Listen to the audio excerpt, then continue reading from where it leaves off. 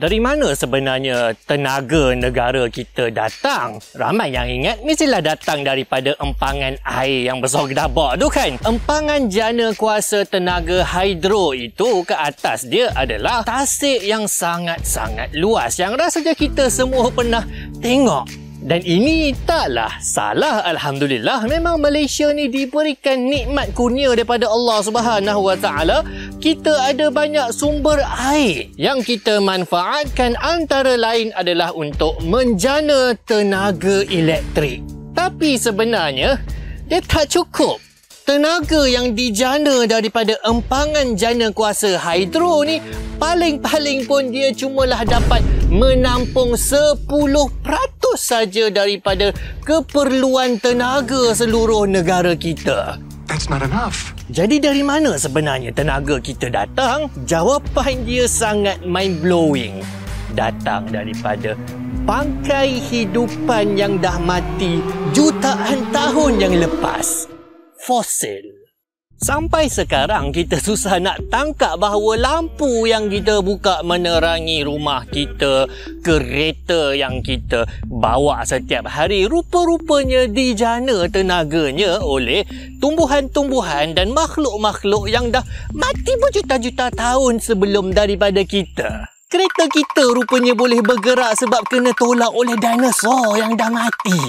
Wow, seronoknya. Lebih kurang lah. 90% daripada tenaga negara kita memang datang daripada bahan bakar fosil ni, iaitu arang batu dan gas asli.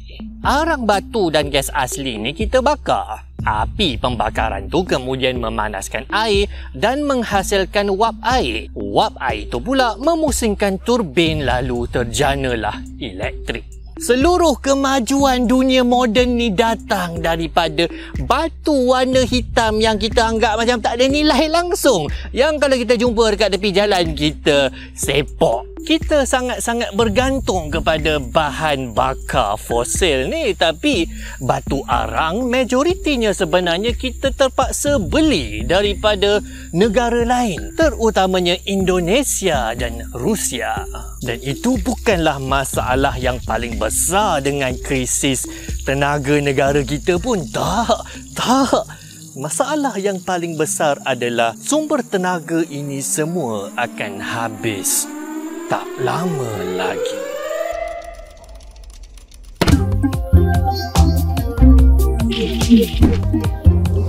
Jom buka minda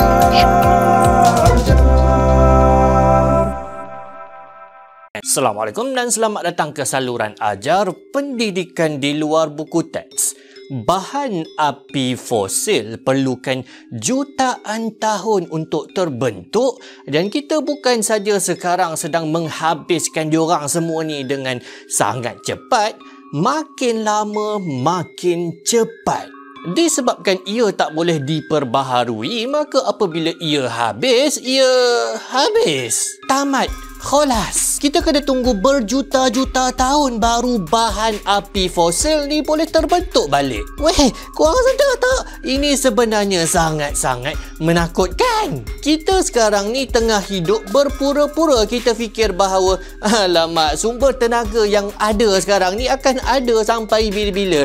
Kita shut down otak kita. Kita tak nak fikir pun apa yang akan jadi kalau akhirnya dan sudah pasti bekalan tenaga akan habis.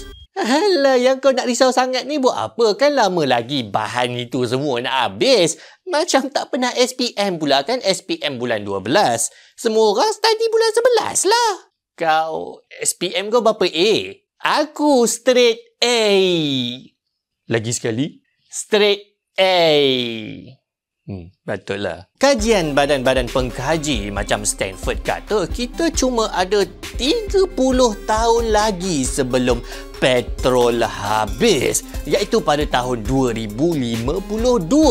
Anak-anak kita yang lahir zaman ni mungkin akan alami krisis petrol dunia mengering. Gas semula jadi mungkin akan habis 40-50 tahun lagi dan arang batu mungkin akan habis 70 ke 100 tahun lagi. kita macam tak boleh nak bayang pun apa akan jadi kalau minyak dah tak ada. Kita sangat bergantung kepada bahan bakar ni sampai kalau boleh kita tak nak fikir pun pasal bom jangka ni. Lagi teruk adalah kita suruh anak-anak generasi baru yang fikir. Kita macam hantuk korang lah, korang yang selesaikan. Makanya apa akan jadi kalau tangki terakhir minyak akhirnya habis? Mungkin keruntuhan sepenuhnya tamadun manusia sebab kebergantungan kita dengan bahan bakar fosil ini lebih daripada yang kita jangka. Smartphone kita dah tak boleh lagi digunakan. Air bersih tak dapat lagi dipam, harga elektrik melambung-lambung, kenderaan tak dapat lagi digunakan. Rantaian makanan punah peranda ke buluran besar-besaran perang dunia untuk merebut saki-baki sumber yang ada. Tapi walaupun sangat-sangat menakutkan, krisis kehabisan bekalan tenaga dalam beberapa puluh tahun ini sebenarnya bukanlah masalah yang paling besar pun. Ada satu lagi bom jangka yang terbesar.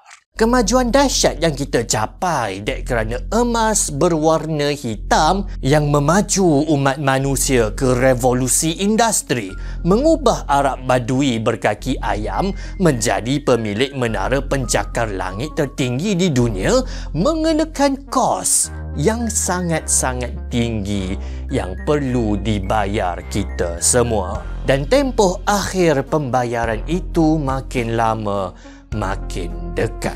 Pembakaran bahan bakar fosil sebagai sumber tenaga utama dunia kita selama hampir 200 tahun menghasilkan berbilion-bilion tan gas rumah hijau ke atmosfera. Gas rumah hijau ini lantas memerangkap haba dan menaikkan suhu purata global. Kalau korang perasan, 4 ke 5 tahun kebelakangan ini, setiap tahun kita memecahkan rekod baru. Bukan rekod makan mi segera mak bang paling pedas, tapi rekod cuaca paling panas pernah dicatatkan dalam sejarah. Ini adalah kod merah yang sangat-sangat bahaya. Masalahnya sekarang bila jumlah manusia makin ramai dah nak capai 8 bilion, makin banyak tenaga yang kena dijana. Bermakna makin banyak karbon dioksida yang dilepaskan dengan kadar yang semakin meningkat setiap tahun.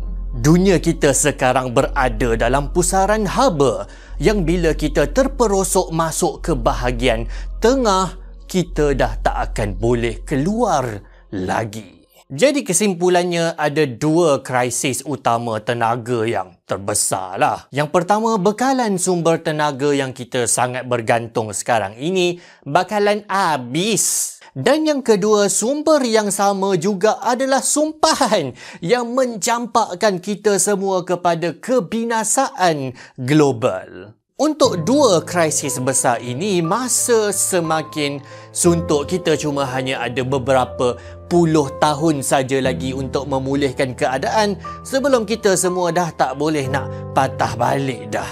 Jadi kita kenalah buat sesuatu kan, takkan nak menggelabah je. Berita baiknya adalah kita dah sedar benda ni dah agak lama lah, dulu lagi. Dan dari dulu kita dok dengar bahawa kita kena berpindah kepada sumber tenaga yang lebih bersih. Dan bukan setakat tu, sumber-sumber tenaga ini kenalah tak habis. Mereka perlulah boleh diperbaharui. Sumber tenaga yang boleh diperbaharui yang dikesan antaranya macam solar, hidro, angin, ombak, geothermal. Semua sumber tenaga alternatif ini digesa untuk tolak penggunaan bahan bakar fosil yang kita sangat-sangat bergantung sekarang. Tapi masalahnya gabungan semua sumber tenaga boleh diperbaharui itu tak dapat nak hasilkan tenaga macam yang dapat dijana oleh bahan bakar fosil. Diorang semua masih belum boleh untuk memenuhi keperluan tenaga harian kita yang makin lama makin tinggi. Kat situlah datangnya satu lagi sumber tenaga yang paling penting yang tak ramai orang sedar, iaitu kecekapan. Adik-adik, pakcik-makcik semua, itulah sebab kenapa ilmu sains ni penting. Sebab ia dapat menyelamatkan generasi baru pada masa hadapan. Saintis-saintis, engineer, inilah kerja diorang untuk meningkatkan kecekapan penjanaan tenaga kita. Supaya daripada satu sumber tenaga, kita dapat sedut sebanyak mungkin tenaga yang ada dan mengurangkan, meminimalkan kebaziran. Kalau korang pernah tengok lampu zaman dulu-dulu kan, dia dahlah bising, panas pula tu. Jadi banyak tenaga hilang, ia sangat-sangat tak cekap dibandingkan dengan lampu zaman sekarang. Ia tak bising, ia tak panas dan cahaya yang dihasilkan lebih terang daripada lampu zaman dulu. Panel solar yang kita guna untuk serap tenaga matahari untuk ubah menjadi elektrik, kecekapan dia sebenarnya sangat-sangat rendah, 20% saja. Maka kerja saintis jurutera adalah untuk menaikkan kecekapan supaya lagi banyak tenaga yang dapat kita tangkap dan kurang terbazir. Maka sekarang kita sekalian secara berjemaah dalam satu perlumbaan kritikal, sama ada kita dapat menyelesaikan krisis tenaga global, kita dapat tolak tenaga fosil, dah tak payah lagi guna diorang ni, ataupun kita akan ucap bye-bye kepada tamadun manusia pada 150 tahun yang akan datang. Apapun jam sedang menghampiri tengah malam, mungkin sampai satu masa nanti lampu yang terakhir akan berhenti menyala buat selamanya. Jap. Macam ada satu sumber tenaga lagi yang kita lupa nak bincang.